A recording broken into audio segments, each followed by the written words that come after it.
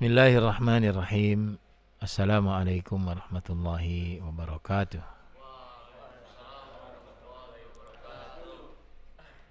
Alhamdulillah. Wassalatu wassalamu ala rasulillah wa ala alihi wa ashabihi wa mawala. Ashhadu an la ilaha illallah wa ashhadu anna muhammadan abduhu wa rasuluh. Allahumma salli ala Muhammad wa ala alihi wa ashabihi wa man ittaba'ahu ila yaumil qiyamah. Amma ba'du. Usini wa iyyakum bitaqwallah faqad fazal muttaqun. A'udzu billahi minasyaitonir rajim. Ya ayyuhalladzina amanu taqullaha haqqa tuqatih wa la tamutunna illa wa antum muslimun. Wahai orang yang beriman, bertakwalah kepada Allah dengan sesungguhnya, dan janganlah kalian mati kecuali dalam keadaan Islam. Anak-anakku sekalian, mari kita awali senantiasa memanjatkan puji syukur kepada Allah atas segala limpahan rahmatnya, karunia-Nya kepada kita. Ya, terlebih nikmat yang sampai saat ini alhamdulillah kita masih istiqomah, ya, punya iman, rasa takut kepada Allah, senantiasa melakukan perbaikan diri, evaluasi diri, dan terus mempercepat, ya, proses menuju ridhonya, rahmatnya, menuju keimanan yang sempurna. Dan tentunya itulah yang goalnya sesungguhnya hidup itu. Bagaimana hidup ini mencapai target puncak keimanan, puncak ketakwaan, ya. Maka tidak ada lain, tentunya kita senantiasa bersyukur kepadanya. Salawat dan salam teruntuk junjungan kita Nabi Muhammad sallallahu alaihi wasallam, keluarganya, para sahabat, para tabi'in, dan kita yang setia sampai akhir zaman insyaallah. Anak-anakku sekalian, dalam fenomena, ya, kondisi sekarang ini, ya, kita lihat, ya, berbagai ketidakadilan, kezaliman, ya, ketidaktenangan, ketidaknyamanan sangat-sangat mempengaruhi kehidupan kita, bangsa Indonesia secara umum ini. Dan itu tentunya ada sebabnya, ada sumbernya, yaitu munculnya hal-hal yang tidak sesuai dengan fitrah manusia, tidak sesuai dengan sunnatullah, tidak sesuai dengan jalan yang lurus, yang senantiasa diharapkan, ya, oleh semua orang. Bahkan lebih, ya, mirisnya justru muncul ketidakadilan, kezaliman, dan ini yang akan menjadi sumber malapetaka ini, ya. Di dalam Al-Quran ataupun dalam sebuah hadis, Rasulullah bersabda dari Jabir radhiyallahu anhu, anna Rasulullah sallallahu alaihi wasallam qala ittaqul zulma fa inna zulma dhulumatun yaumal qiyamati wattaqus syuhha fa inna syuhha ahlaka man kana qablakum hamalahum ala an safaku dima'ahum wastahallu maharimahum. Dari Jabir radhiyallahu anhu meriwayatkan bahwa Rasulullah sallallahu alaihi wasallam bersabda, jagalah diri kalian dari perbuatan zalim, karena kezaliman adalah kegelapan pada hari kiamat.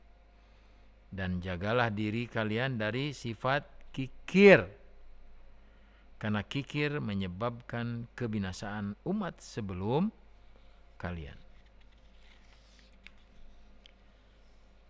Dan itulah yang menyebabkan mereka saling menumpahkan darah dan menghalalkan hal-hal yang diharamkan pada diri mereka.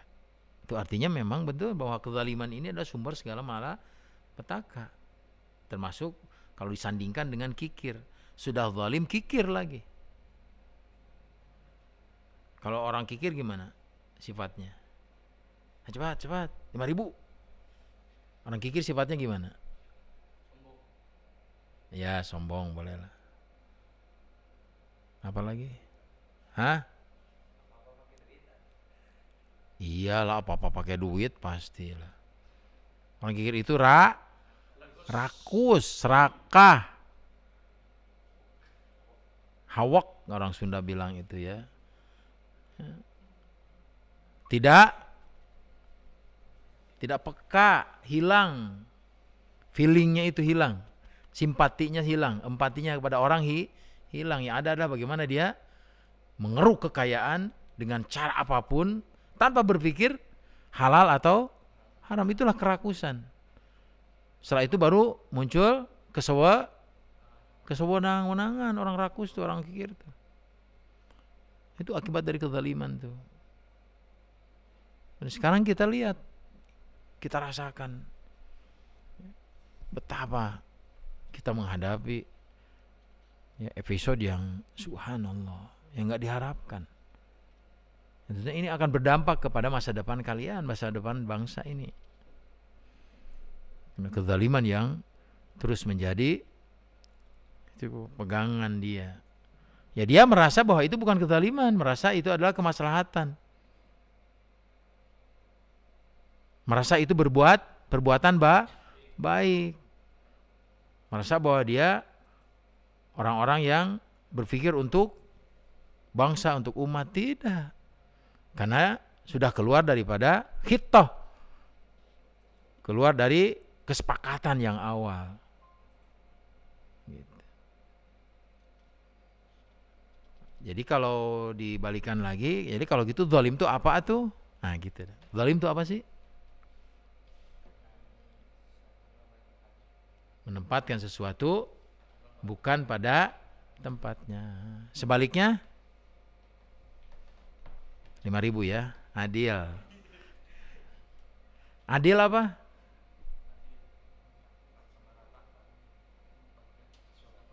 Nah, gitu ya. 5.000 lah, nggak apa-apa lah, 10.000 lah. Jadi adil dengan zalim itu sangat bertentangan. Gitu ya. Ya kalau kita kembali kepada diri kita, ya kita introspeksi diri, banyak juga sesuatu yang sesungguhnya tidak pantas untuk kita lakukan sebagai seorang santri misalnya. Ketika menghadap Allah misalnya,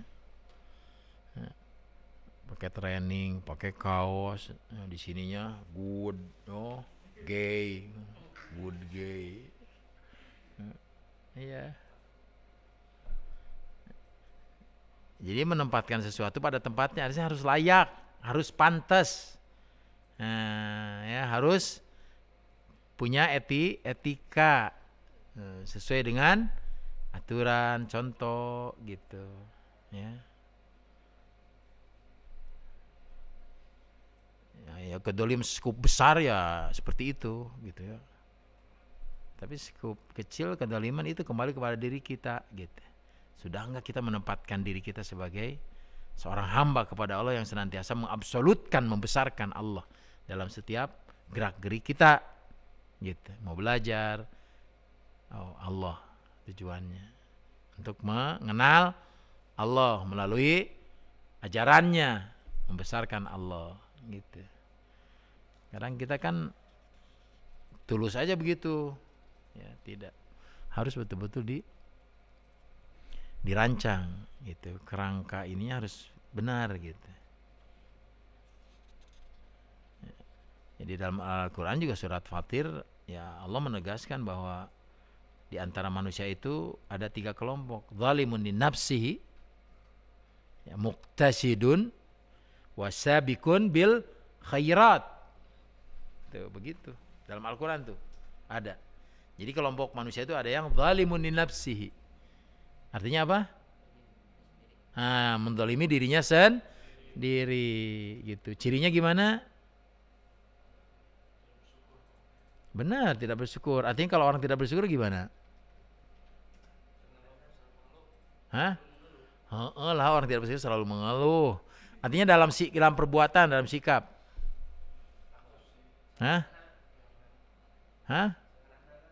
Sangeunahna. Bahasa Indonesia lah tentang sangeunahna lah. Ya betul, seenaknya benar. Dia dengan patokan apa? Seenaknya, patokannya? Ya, apa? Bukan tidak kepuasan, artinya memuaskan apanya? Nah itu dia 5.000 ya, kamu 10.000 tuh udah. Ayo dong coba ayo. Begitu. Artinya dia berpikir orientasinya bagaimana dia memuaskan nafsunya. Enggak ada di situ. Perintah Allah dia labrak gitu. Semuanya bersumber dari bagaimana dia memuaskan nafsunya. Makanya segala cara dia lakukan, mau haram mau halal. Maka tentunya yang akan muncul adalah kemaksiatan, gitu, arogansi, gitu tuh. Dzalimun li nafsihi itu, lihat orang. Tidak ada dalam pikirannya itu bagaimana saya harus tunduk kepada Allah, taat, tawadu, syukur, nggak ada. Orientasinya selalu berpikir program kejahatan, kemaksiatan gitu. Bagaimana saya harus dapat nih, ya ini film-film porno nih gimana ya? Otaknya itu begitu, tiap hari, tiap malam begitu saja. Ada uang, game, main, muaskan nafsu saja. Padahal tidak pernah akan puas, tidak akan pernah puas. Gitu. Apa dia bahagia? Orang begitu? Tidak, justru sengsara dia, tertekan dia, uring-uringan dia, pusing, tidak tenang, tidak nyaman, gitu kan? Hidup, aduh kumaha gitu. Yang pada akhirnya dzalimun li nafsi itu akan mengakibatkan pada itu tuh. Yamutul qalb. Apa yamutul qalb itu? Mati hatinya. Karena yang ada adalah dikendalikan oleh nafsunya. Sehingga orientasi dalam program hidupnya itu selalu memang programnya HD hebat gitu. Hari ini harus dapat rada gelis, wah, rada bule, wah, rada genut, wah, rada terus. Besoknya lagi kemana-mana tuh begitu aja. Dan orang begitu pasti akan mendapatkan. Kenapa? Karena ada gelombang-gelombang magnet setan yang membackup dia, sehingga dapat aja orang begitu tuh. Dapat. Kan di dunia ini ada dua, ada kebaikan, ada keburukan. Kebaikan itu malaikat, keburukan itu setan. Pasti dapat. Dan ini akan selamanya sampai akhir kiamat. Ada baik, ada buruk. Ada halal, ada haram. Gitu. Ada bahagia, ada susah. Ada duka, ada senang. Itu pasti sampai sana. Nah, tinggal kita mau diposisikan di mana? Siapa yang akan menjadi sumber pengendali kita ini? Apa akal kita? Hati kita? Nafsu kita? Terserah kita memilih mana. Nah, itu orang zalim li nafsi itu selalu orientasinya itu memuaskan nafsu dalam pikirannya itu. Sehingga hidupnya itu penuh dengan gelimang dosa. Gitu ya, berlumur dosa. Tapi karena dia sudah menikmatinya, akhirnya dianggap biasa, dianggap benar. Nah, sekarang ini terjadi. Yang buruk itu diulang-ulang jadi seolah-olah benar kan begitu di TV. Yang buruk diulang-ulang terus jadi kalau salah benar. Yang benar disalahkan, yang benar di cut, yang salah di backup, yang salah nggak boleh. Yang benar terus dikurangi, akhirnya jadi salah gitu.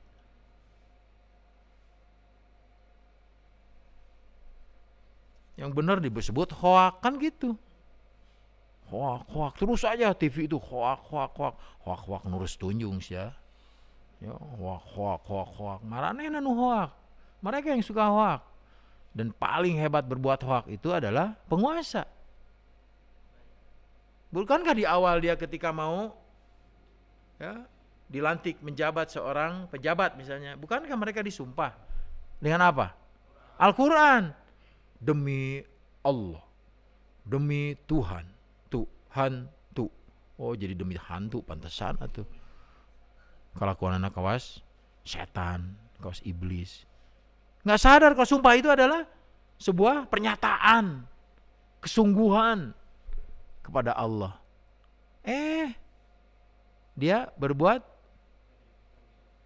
menyeleweng. Bohong itu hoak, bohong tuh. Bohong sumpahnya tuh gitu. Demi Tuhan gitu. Kami berjanji akan menyenangkan, membangkitkan, mengangkat derajat bangsa, melindungi, menjaga, memelihara rakyat. Padahal di nahatena menyengser ini hese nyebut menyengsarakan ge,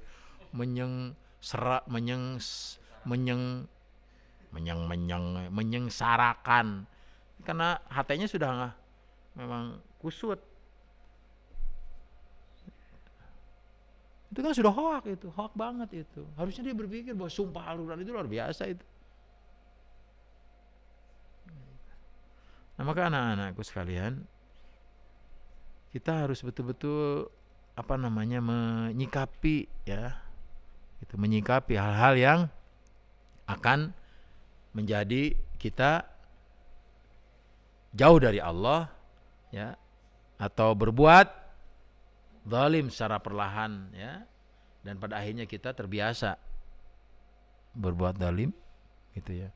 Maka itu hidupkan itu feeling kalian, rasa kalian itu hidupkan gitu. Ya. Sayyidina Umar mengatakan bahwa sebaik-baik orang adalah yang senantiasa mengaku akan kesalahannya. Dan seburuk-buruk manusia adalah orang yang tidak pernah mengaku salah. Itu kenapa? Ketika Umar mengatakan bahwa sebaik-baik manusia adalah orang yang senantiasa mengaku kesalahannya. Kenapa? Karena dia pada akhirnya akan tobat. Bagus kamu ya merhatikan ya. Tapi kalau orang yang nggak pernah merasakan salah, rek tobat mah, ya mau ada ngerasa benar, detet salah, cina gitu, gablog gitu teh, jahil, bego, odob, ya, huras gitu teh.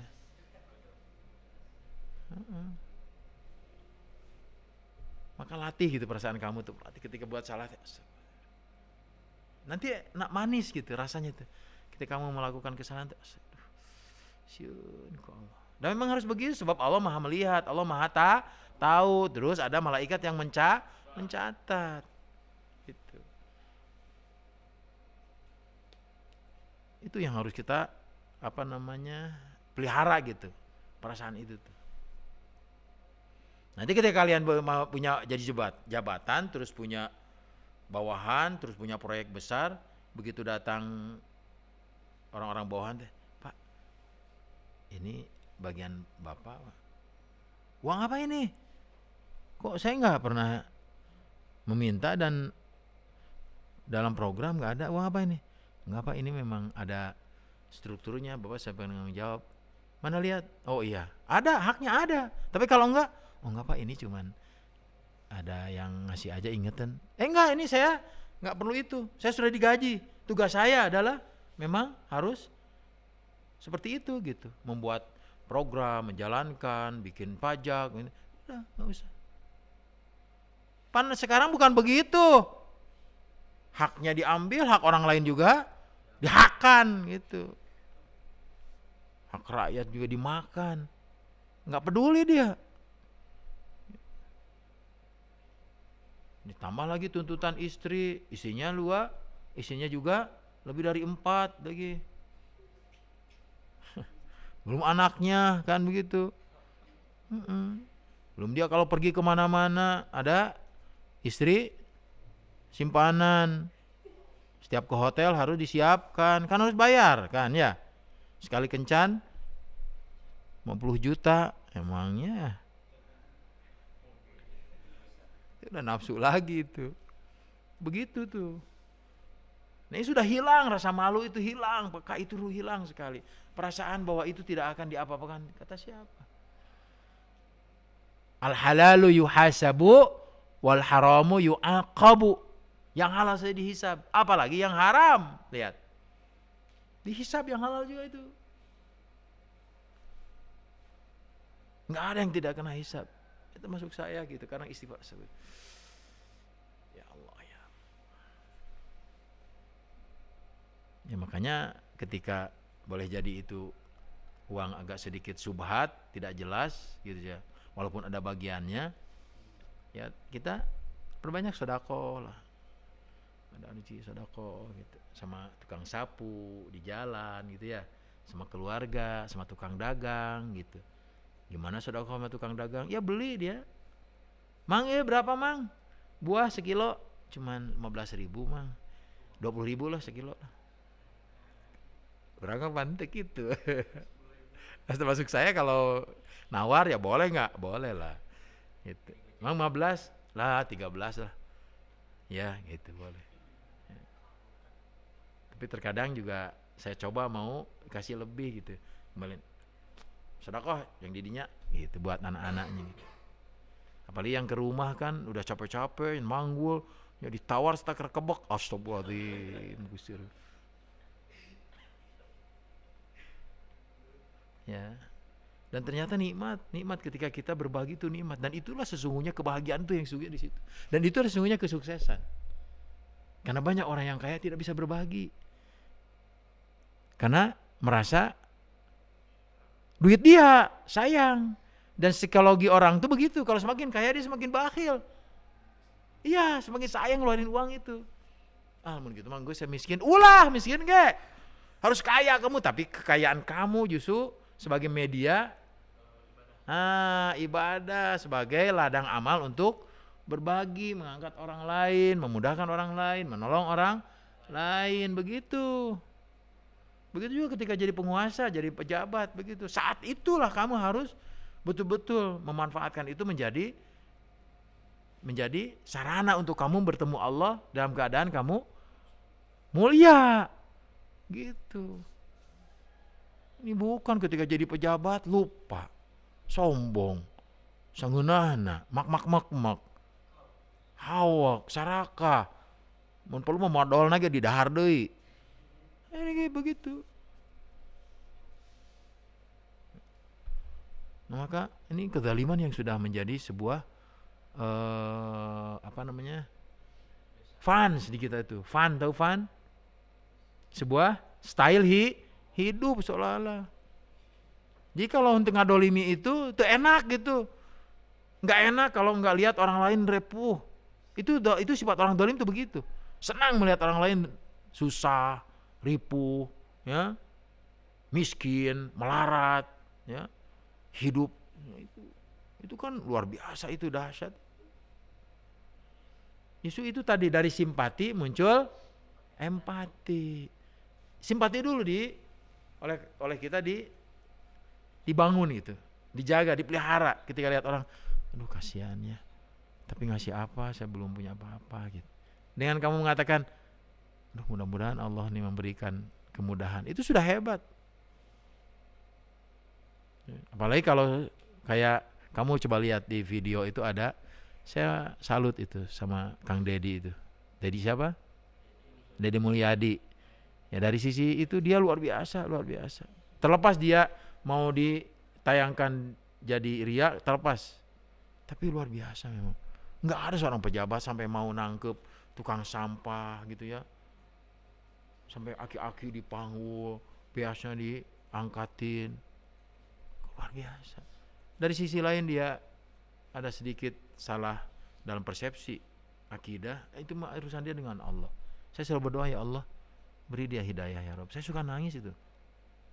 Sampai ada seorang tukang kuda, dengerin nih, tukang kuda.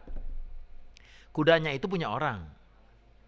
Setiap hari dia keliling tuh di kota tuh dengan kudanya itu. Paling banyak ya dapat 200. Nah, 200. Terus kumaha 200 tuh gimana? Ya 100 yang punya kuda 100 buat saya. Oh gitu. Sekarang gimana? Ya sekarang mah cenah paling juga dapat 50, 70, 80. Tetap dibagi 2, 50-50. Itu dalam perjanjiannya boleh, terserah dia kan. Gitu. Begitu dalam perjalanannya, akhirnya Pak Dedi bayar tuh. Saya udah keliling berapa katanya. Oh katanya cuma 65 cenah Pak. Oh geuning saeutik sedikit. Ya depan dekat gitu ya. Gitu 65 ya, bayar 65. Terus sudah gitu dia ngasih juga Pak Dedi nih katanya buat bekal kamu, istri kamu pulang sekarang, kamu nggak usah kerja dulu ya, cukup ini untuk beberapa hari bahkan mungkin 1 bulan gitu. Terus Pak Dedi nanya lagi, ini uang mau diapain? Iya Pak, saya bagi 2 dengan orang yang punya kuda. Jangan, itu mah hak kamu, bukan dari usaha ngelilingin kuda, itu hak kamu gitu. Bayangkan lihat orang jujur itu. Orang kampung tuh luar biasa, lihat mereka tuh nggak pernah mereka belajar tentang kedoliman, tapi kenapa feelingnya itu hidup, instingnya itu cerdas, itu yang paling penting. Feeling ya, itu insting tuh hidup itu. Bahwa dia ketemu dengan Pak Dedi ini perantaraan kuda kan, yang dipinjamkan oleh seseorang. Sampai dia bersyukur nangis, dia mengatakan, aduh gimana saya harus terima kasih ke Bapak, bagaimana, sampai dipeluk gitu. Bayangkan itu orang-orang soleh itu. Sekarang kan tidak begitu orang-orang di kota, orang-orang yang di sininya bintang 2 ternyata setan. Jadi jongos, cukong, karena uang. Orang-orang baik ditangkepin, orang baik ditembakin, orang-orang yang tidak punya salah. Apa masalahnya? Kok sampai seperti itu gitu? Dan mereka bukan orang-orang bodoh, kan? Pangkat, dokter Andos, doktor, luar biasa. Tapi otaknya disimpan di dengkul, liang tai disimpan di dia tah. Dan dia mah takut gak makan, takut anaknya. Tidak ada kemuliaan ketika caranya juga tidak mulia. Pasti akan di ujungnya nanti mendapatkan ya, akibat dari ulahnya, karena salah persepsi, salah menerapkan jabatan. Semoga kembali lagi bahwa 3 kelompok manusia ini tadi yang zalim itu orientasinya selalu memuaskan diri nafsunya. Ingat-ingat ke Allah itu paling kalau ada yang meninggal baru dia ngaji, itu pun inget-ingetan eta mah. Nyolatkeun gitu bisa gitu ya. Saat Id paling setahun sekali salatna ge. Jumat ge mungkin keur daek we bari jeung di ujung datangna pandeurina balik pang heulana bari batur khutbah ieu kerek. Mantak doa masuk ke masjidnya juga bukan Allahumma ftahli abwaaba rahmatika. Begitu masuk ke masjid dia baca bismika Allahumma ahya wa bismika amut. Salah. Ya kan? Begitu. Nauzubillahi min dzalik. Nauzubillah. Dan banyak seperti itu. Nah, maka hindari hal itu anakku. Enggak ada kebahagiaan selain kita pegang teguh Allah, dekati dia, khusyuk kepada dia, takut kepada dia, rindu ketemu dia. Betul, kalaupun kamu tidak punya ya, hidup seadanya, secukupnya. Tapi ketika kamu qanaah dekat dengan Allah, nikmat hidup. Masalah paling masalah-masalah yang ya wajar gitu masalah. Tapi orang begitu masalahnya luar biasa itu. Dia menjadi seorang direktur, ya, bawahannya 20.000, gajinya saham, ya, betul dia. Mandi di Paris, berak di Singapura, makan di London, gitu. Jinah di setiap hotel. Ya. Tapi pulang anaknya kena narkoba, istrinya selingkuh. Di rumahnya jin hungkul. Aku mah tenang hirup. Sampai ketika dia sakit, anaknya bilang, "Pak, saya nggak bisa, Pak. Saya sibuk." Mamahnya juga, "Pak, kan saya lagi ada bisnis." Udah tuh si emang aja yang jagain papa. Coba bayangkan. Kan nggak begitu. Anak-anak yang soleh itu kan memang dididik bagaimana bapaknya dapat uang, ngasih makan ya, masih contoh gitu. Ya. Sampai pernah saya tuh ada orang hebat luar biasa, padahal dia bapaknya seorang pergerakan PII, tahu? Persatuan, ya PII, Persatuan Pelajar Islam Indonesia. Tokoh itu. Tapi anaknya banyak memang. Ada berapa ya? 7 apa 8. Semua anaknya jadi. Ada yang jadi dokter, terus yang di luar negeri, ya, terus ada yang pejabat. Ketika dia sudah ngap-ngapan di rumah sakit, anaknya nelepon semua. Kita nggak bisa bagi-bagi waktu juga, susah Pak. Udahlah miara orang aja, suruh ngajiin di papa gitu. Nanti kita bayar gitu. Dahsyat, bapaknya sampai, Allahu Akbar. Ya Rob, aku salah ya Rob mendidik anak-anakku. Sampai bapaknya menangis, sampai meninggal itu. Tidak ada yang nungkulin satupun anaknya. Diceramahin, udah lupa. Nah maka hindari oleh kita semaksimal sebisa mungkin hal-hal yang akan justru menjebak kita menjadi gelap hati ini. Karena zulm itu kan tadi zulumatun yaumal qiyamah, berbuat zalim kepada orang. Tapi kan tidak hanya buat zalim kepada orang, buat zalim kepada sendiri bisa nggak? Bisa banget. Zulmun li nafsihi. Dia tidak bisa memaksimalkan kemuliaan yang Allah berikan kepada kita. Diberi akal kita, ya, diberi panca indera, diberi insting, diberi perasaan, diberi lengkap kita. Kok nggak digunakan dengan baik, nggak dimanfaatkan, nggak dimaksimalkan untuk belajar mengenal Allah, belajar, gitu, bersyukur, belajar, sabar, belajar, taat kepada Allah tanpa reserve, gitu, tanpa tawar-tawar, kan begitu. Ya manusia kan selalu nawar ya. Ketika Allah perintahkan, aduh ya Allah saya kan, aduh ya Allah gimana ya, terus mengeluh saja, lakukan saja.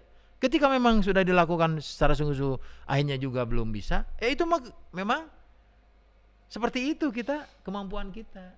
Ya, sebab memang tidak ada manusia yang mampu 100% dengan sempurna melaksanakan perintah Allah. Tidak ada yang bisa, tidak ada satupun kecuali Rasul. Sholat aja kita sholat, kan kadang kita begitu kalau lagi sadar, lagi baiknya, lagi moodnya bagus kan sholatnya enakan. Allahu Akbar. Bismillahirrahmanirrahim. Enak, fokus. Tapi kalau nggak ada masalah, kalau lagi ada masalah kan, atau lagi boring, atau lagi hatinya kalut kan, begitu Allahu Akbar kan.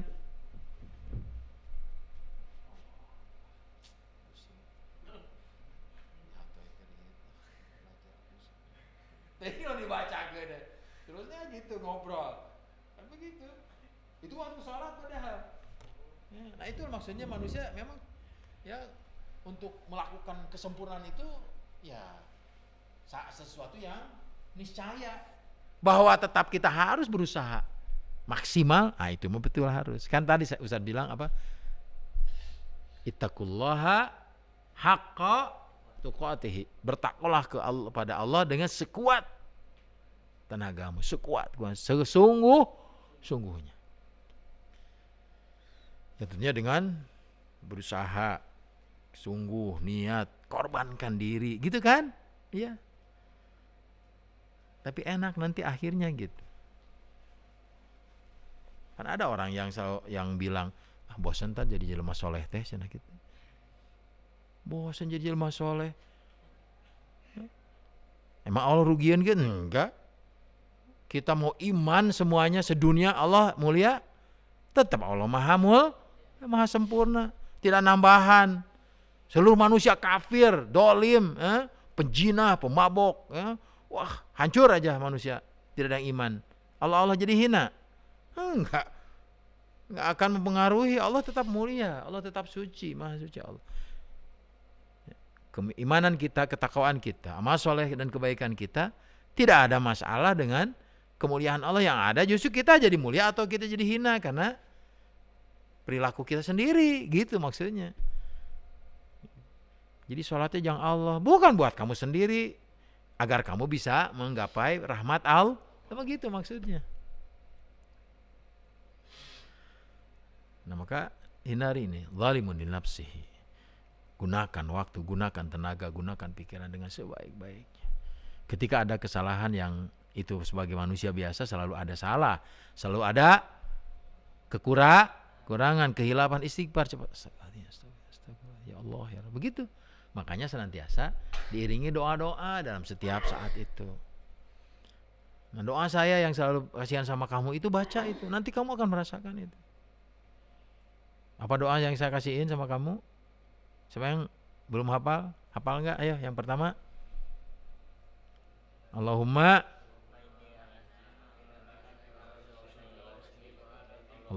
a'inni ala dzikrika wa syukrika wa husni ibadati. Yang kedua,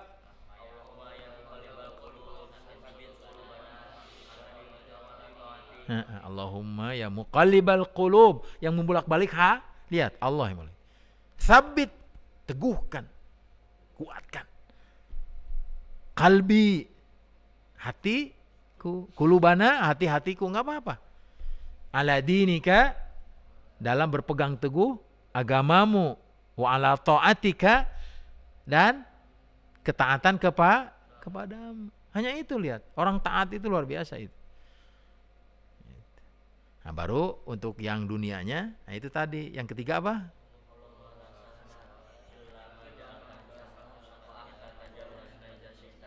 Allahumma la sahla illa ma ja'altahu sahlan. Ya Allah, tidak ada kemudahan kecuali apa-apa yang kau jadikannya mudah.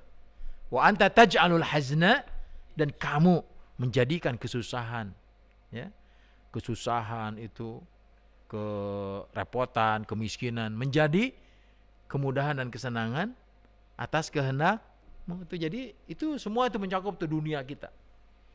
Allahumma la sahla illa ma ja'altahu sahlan wa anta taj'alul hazna idza syi'ta sahlan. Kamu punya orang tua, kirimkan itu doa itu tuh yang terakhir tuh. Tolong kirimkan, mah ini ada doa bagus mah. Apa artinya nak? Ini nih, sok coba kirimkan. Saya gitu tuh, saya ke keluarga gitu. Nih doa ini, ayo. Ditinggal suaminya, kakak saya. Gimana cenapit ya teteh? Itu gimana? Sudah takdir dan sudah menjadi ketentuan Allah, terima dengan ikhlas. Yakin bahwa ada hikmahnya. Terus berusaha perbaiki diri. Ini doanya nih. Itu 2 bulan kemudian dia nelfon. Ya cenah, Ustadz, jadi nyebut Ustadz. Ya Fit, kenapa teh? Oh cenah, hutang-hutang semua beres katanya. Beres, emang banyak hutang? Banyak hutang cenah si AA teh. Beresnya kenapa? Ya ada orang datang. Kayaknya nggak usah dibayar, katanya ini saya ngasih uang. Lihat itu. Yang mengetuk hatinya siapa itu? Dengan doa kita. Sampai dia nyebarkan ke teman-teman pengajian, teman-teman di kompleknya. Ini ada doa lo bagus katanya. Saya punya doa nih. Itu begitu. Dan memang betul semuanya dalam genggaman Allah. Maka minta kepadanya. Nah, yang kedua baru muqtasidun. Muqtasidun itu orang yang ekonomis, muqtasidun tuh. Salat wajib aja. Saum aja gitu. Muqtasidun mah di tengah-tengah dia. Ya, pokoknya dia menyelesaikan kewajiban aja, udah aja, itu muqtasidun itu. Tapi tetap dia juga pada akhirnya kalau enggak hati-hati dia orientasinya juga dunia akhirnya. gitu. Tapi masih mending daripada yang tadi. Dolimunin nafsi yang luar biasa, hidupnya itu gelap. Ya, sisi gelapnya itu luar biasa itu ya. Uring-uringan ya, tidak nyaman, tidak damai, tidak tenang, itu orang dolim itu begitu. Nah, orang muktasid ya sederhana aja, orang muktasid ya asal melaksanakan begitu dia malah udahlah gitu. Tapi masih mending lah gitu, dia masih ingat Tuhan gitu ya, ada sisi baiknya gitu, walau kadang dia juga berbuat maksiat tapi balik lagi. Kadang STMJ, apa STMJ itu, sholat terus maksiat jalan. STMJ, kita kan suka minum STMJ. STMJ itu apa sih? Susu, jahe, teh, telur, ya telur madu, STMJ. STMJ ini bukan lagi ya salat jalan maksiat jalan gitu. Nah enggak juga ya muktasid ini. Nah baru yang terakhir itu yang paling hebat, sabikun bil khairat. Dia sudah jauh, sabaktum ya, sabkon tawila, kamu mah sudah melangkah jauh ke sana. Orang-orang mah di sana, nah semisal seperti kamu nih, bersaing dalam menggapai ridho Allah dengan cara mendekatkan diri kepada Allah. Si amah tahajudnya tidak ketinggalan, sodakohnya juga, ngajinya juga. Nah itu sabaktum, sabkon tawilan, sabkon baidan bahkan. Itu maksudnya. Di masjid selalu dia siap di depan, selalu dia tampil dengan rapi. Itu maksudnya. Maka pastikan kalau kamu bisa seperti itu, maka kesaksian tinggal menunggu kamu, menanti kamu. Sudah di jalannya kamu, begitu. Orang lagi menunggu, pan sekarang anak-anak sebaya kamu kan di jalan itu di luar, pakai anting, rambut si ganu gelo anyar, di belakang cikel, iya kan begitu. Sholat goodbye, gitu. Orang tua masuk sini, keluar sini. Orang tua tidak dihargai, tidak dihormati. Nauzubillah. Mau hidup apa begitu? Tiap hari kumpul-kumpul, ngaring-ngaring, bari nggak ada kerjaan, gosip terus, ya. Iya kan, geng motor kemarin di Sukabumi luar biasa tuh, menakutkan, padahal perangan gitu teh, racun gitu udah nama gitu teh. Ngapain geng kos, dunia milik dia aja. Iya.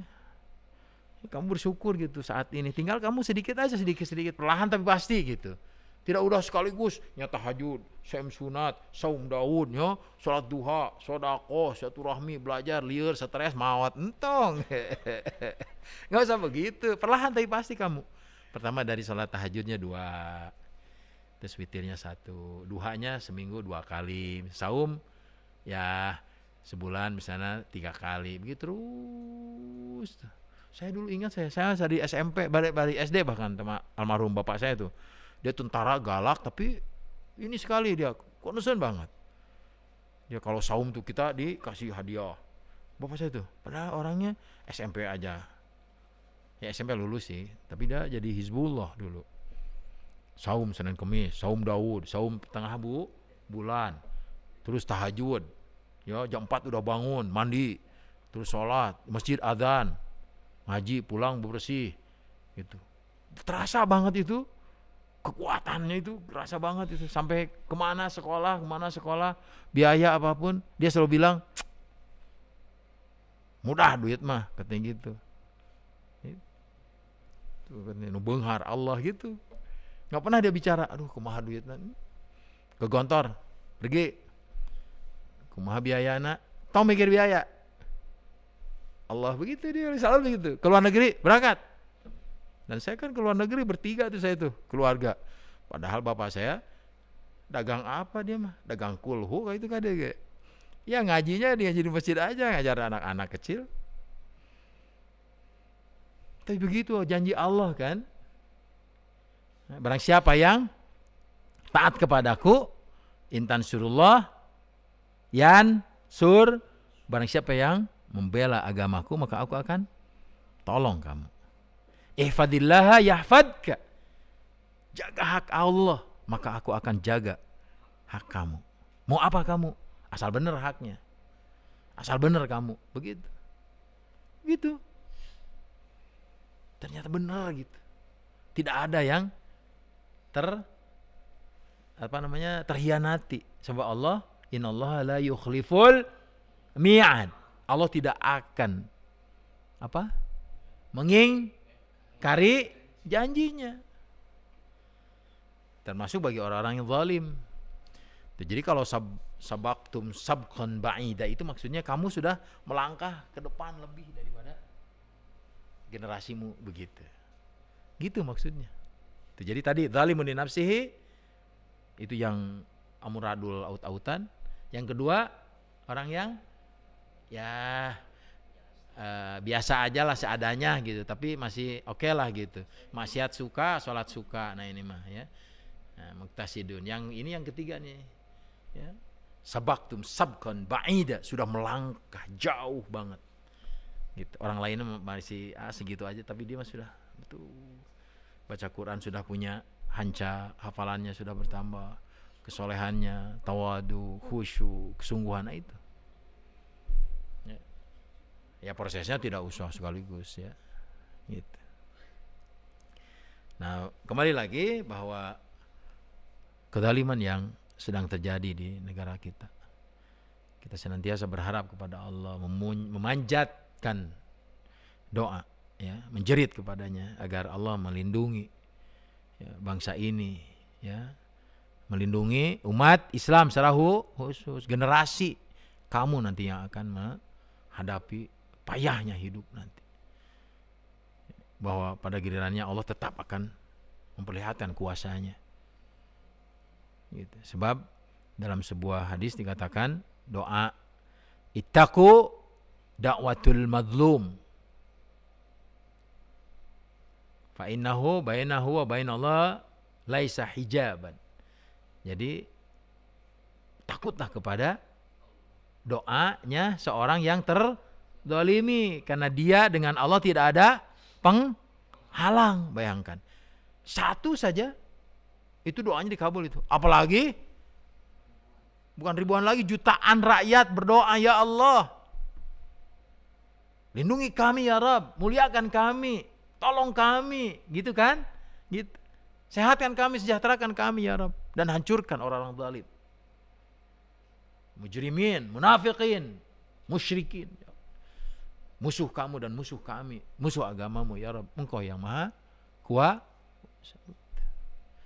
Satu saja didolimi, doanya dikabul, apalagi jutaan, luar biasa ini. Dan pasti ada yang dikabul, pasti. Makanya kamu juga kalau berdoa itu, ya,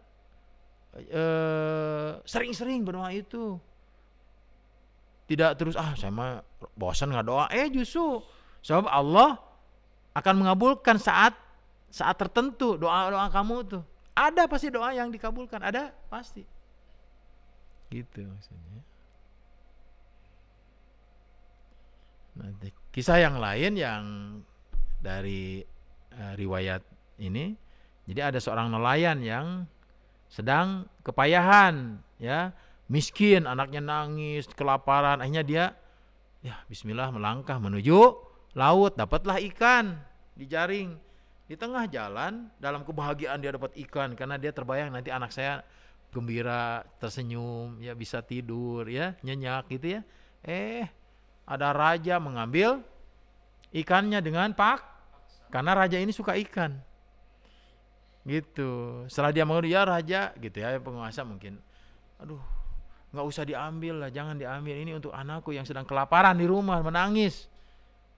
Dia nggak dengar, ambil aja itu, sama pengawal diambil. Begitu di rumahnya kata istrinya, ini ikan enak sekali nih. Nah gitu ya, hanya disodorkanlah ikan itu kepada si raja itu. Begitu mau ngambil, apa masih hidup, apa sudah makan, yang penting dia kena gigi taringnya itu.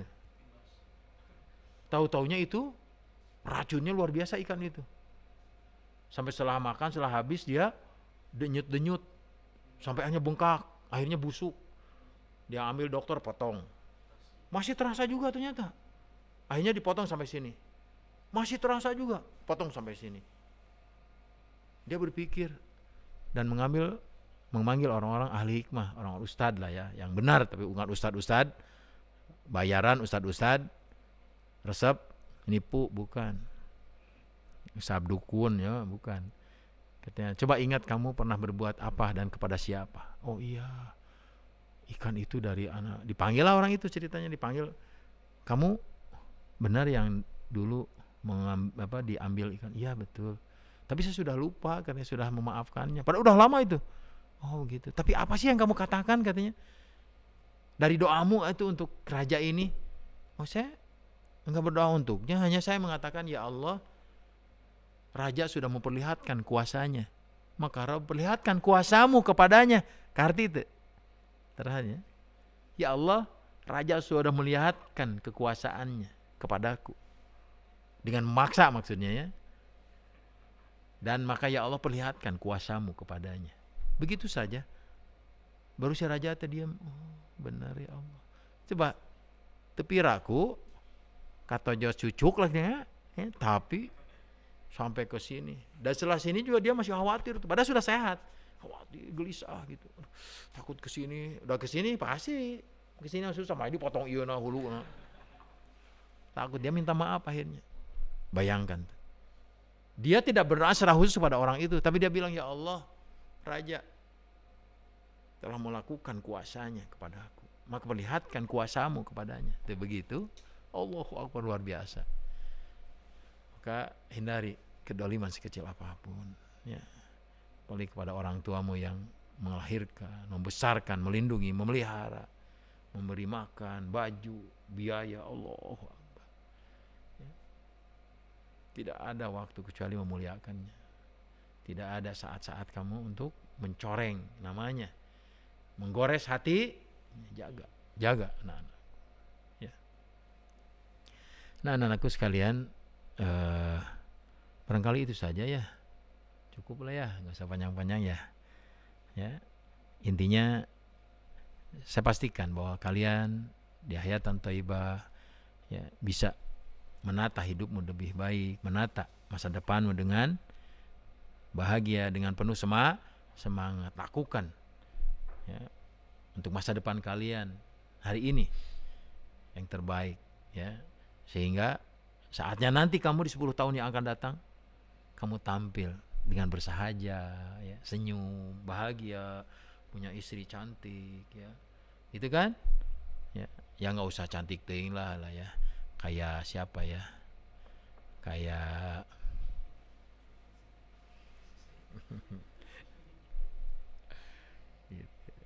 iyalah, pintar, soleh, benghar, kena cantik gitu. Iyalah gitu. Ya cantik tuh harus cantik hatinya dulu kan. Ya cantik gitu. Saya kira doa untuk kalian yang tadi terus diulang-ulang ya. Allahumma inna ala dzikrika wa syukrika wa husni ibadatik. Allahumma ya muqallibal qulub tsabbit qulubana ala dinika wa ala ta'atik. Allahumma la sahla illa ma ja'altahu sahlan wa anta taj'alul hazna idza syi'ta sahlan. Ya. Rabbana atina fid dunya hasanah wa fil akhirati hasanah wa qina adzabannar. Terakhir terima kasih atas segala perhatiannya dan mohon maaf atas segala kesalahan. Dan hanya kepada Allah lah kita kembali, kita bergantung, kita yakin dan senantiasa berhusnudzon ya kepadanya atas apa yang telah ditentukannya untuk kita. Amin ya rabbal alamin. Wabillahi taufiq. Assalamualaikum warahmatullahi wabarakatuh.